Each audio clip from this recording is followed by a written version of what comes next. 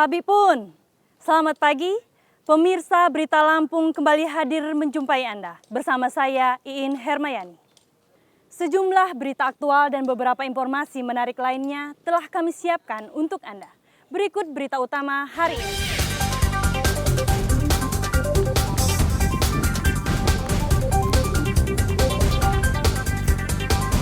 Diduga akibat korsleting listrik, 3 gudang di lantai ruang bawah tanah atau Rubana, salah satu mal di Bandar Lampung, terbakar.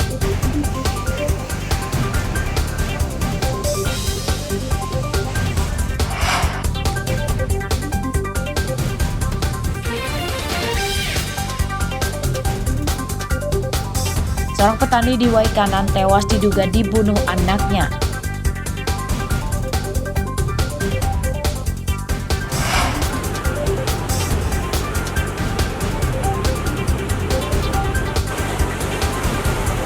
Banjir bandang merusak permukiman desa Wailaai, pesisir barat.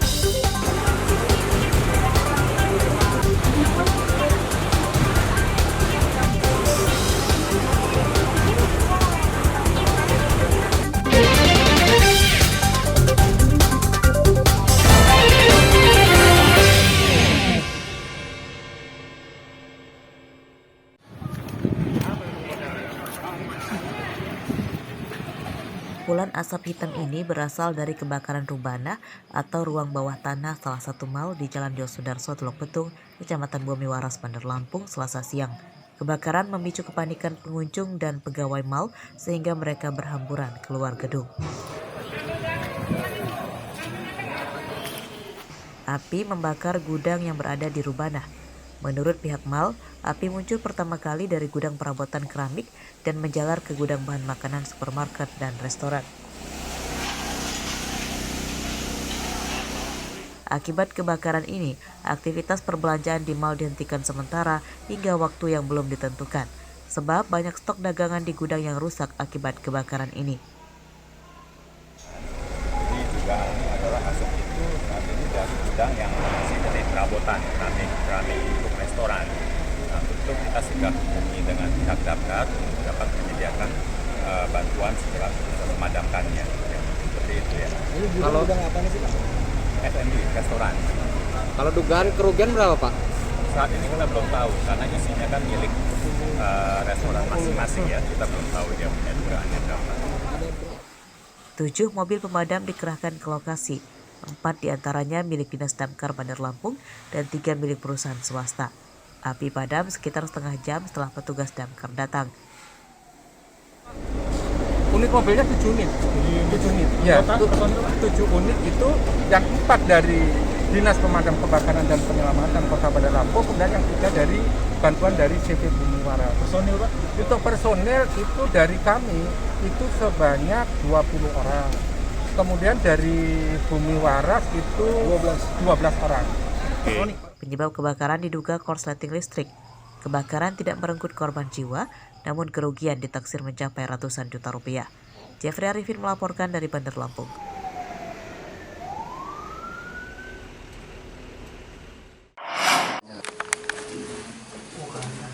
Jasad Acang, pria 62 tahun, dievakuasi polisi dan keluarganya ke rumahnya di Desa Bonglai, Kecamatan Banjit, Kabupaten Waikanan, Senin malam. Korban tewas akibat menderita luka sayatan di leher dan terdapat luka bekas penganiayaan benda tumpul di tubuhnya. Acang adalah petani asal Waikanan yang memiliki kebun di Desa Tanjung Baru, Kecamatan Bukit Kemuning, Lampung Utara. Acang tewas diduga akibat dibunuh saat menjaga kebunnya. Jasad Acang ditemukan petani lainnya sudah tergeletak di gubuk kebunnya di Lampung Utara. Kejadiannya di gubuk, kemudian di wilayah Bukit Kemuning. Kronologisnya saya juga belum paham, telepon dari warga itu jam 5:30. Kami langsung ke TKP, posisinya korban udah meninggal. Polisi menduga pelaku pembunuhan adalah anak korban, sebab terduga pelaku yang sehari-hari bersama Acang menjaga kebun kini menghilang.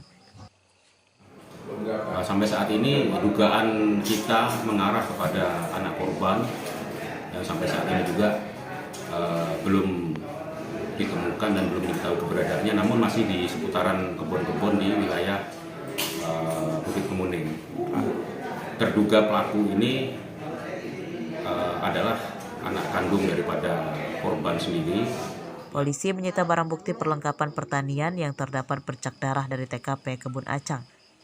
Polisi kini masih memburu anak Acang sebagai terduga pelaku pembunuhan. Ardi Yohaba melaporkan dari Lampung Utara.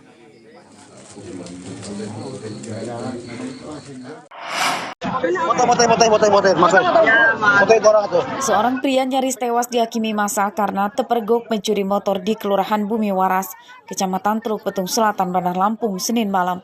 Nyawa pria ini selamat setelah dievakuasi ke kantor polisi.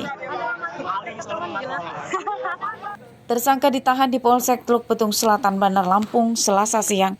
Tersangka bernama Ferry Irawan, 50 tahun, seorang sopir angkot. Ferry berdalih nekat mencuri motor karena penghasilannya sebagai sopir angkot menurun drastis dan tak mencukupi untuk memenuhi kebutuhan keluarganya. Sopir angkot di mana? Di PPI. PPI. PPI ke Teluk. Oh, Teluk. Kenapa mencuri, Pak? Nekat Pak, kita mencuri Pak. Kenapa mencuri, Pak? Ekonomi. Mencuri untuk ekonomi, kebutuhan ekonomi. Ferry ditangkap setelah gagal mencuri motor yang diparkir di depan rumah warga Teluk Betung Selatan. Motor yang telah dirusak kontaknya menggunakan kunci T gagal dibawa kabur karena dipasangi kunci pengaman tambahan. Sempat kami tangani tahun 2020 di Polsek Teluk Betung Selatan. Residivis berarti? Gitu. Modusnya murni menggunakan kunci T. Murni menggunakan kunci T. Jadi pada saat dia membuka kunci kontak menggagalkan karena motor tersebut ada kunci rahasia. Motor yang akan dicuri Ferry disita polisi dan akan dikembalikan ke pemiliknya. Ferry merupakan residivis yang pernah ditangkap polisi pada tahun 2020. Atas perbuatannya, Ferry kini harus mendekam di penjara untuk kedua kalinya. Ancaman hukuman 9 tahun penjara kini telah menantinya. Robi Lasti melaporkan dari Bandar Lampung.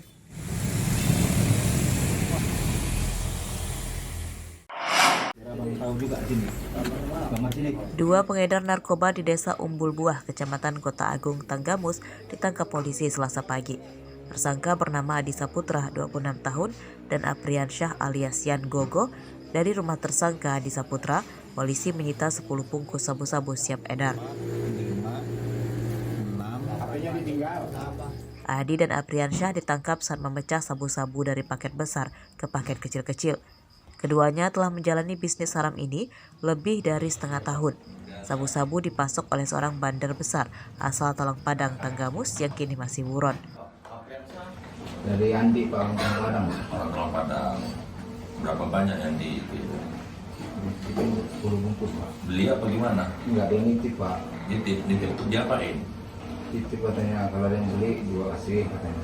Berdasarkan keterangan tersangka, barang bukti tersebut didapat dari seseorang yang telah kita tahu identitasnya berasal dari Talang Padang. Untuk kedua pelaku kita masukkan ke dalam pasal 112 Undang-Undang 35 tahun 2009 dengan ancaman 12 tahun penjara. Penyidikan kasus ini masih dikembangkan polisi untuk mengejar pemasok serta para pembeli sabu-sabu dari tersangka Adi dan Apriansyah. Atas perbuatannya, Adi dan Apriansyah terancam hukuman 20 tahun penjara. Andri Kurniawan melaporkan dari Tanggamus.